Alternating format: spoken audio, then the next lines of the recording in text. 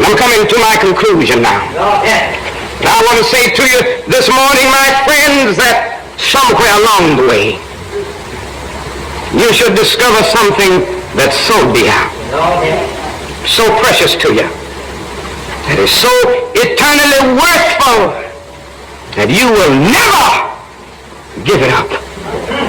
You ought to discover some principle. Yes, sir. You ought to have some great faith that grips you so much that you will never give it up. Somehow you go on and say, I know that the God that I worship is able to deliver me, but if not, I'm going on anyhow. I'm going to stand up for it anyway. What does this mean? It means in the final analysis, you do right not to avoid hell. If you're doing right merely to keep from going to something that traditional theology has called hell, then you're not doing right.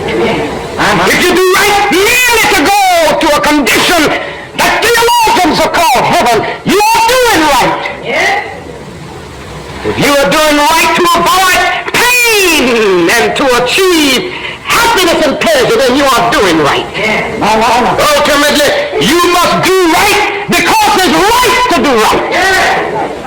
You got to say, but if not. You must love ultimately because it's lovely to love. You must be just because it's right to be just. You must be honest because it's right to be honest. This is what this text is saying more than anything else. And finally, you must do it because it has gripped you so much that you're willing to die for it if necessary.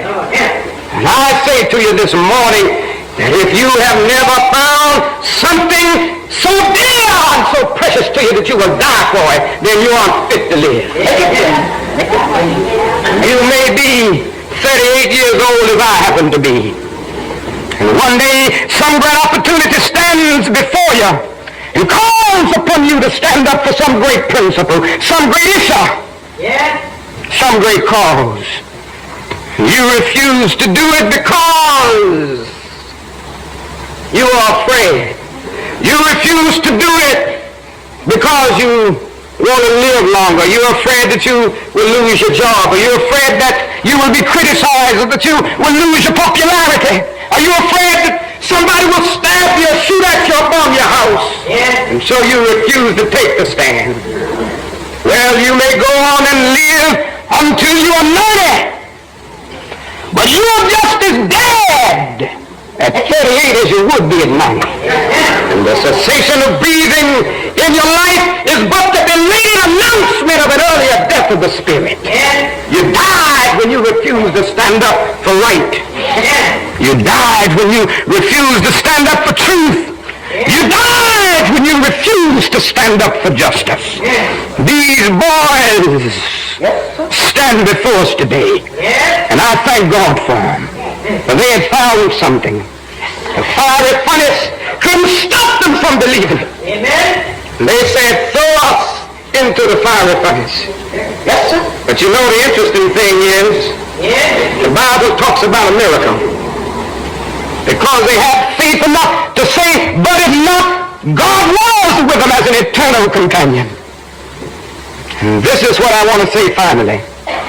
That there is a reward if you do right for righteousness' sake. It says that somehow that burning fiery furnace was transformed into an air-conditioned living room. Somebody looked in there and said, we put 3 in here, but now we see 4. Don't ever think you're by yourself. Go on to jail if necessary, but you never go alone. Take a stand for that which is right. The world may misunderstand you and criticize you, but you never go alone. For somewhere I read that one with God is a majority. And God has a way of transforming a minority into a majority. Walk with him this morning and believe in him and do what is right. And he'll be with you even until the consummation of the ages. Yes, I've seen the lightning flash. I've heard the thunder roll.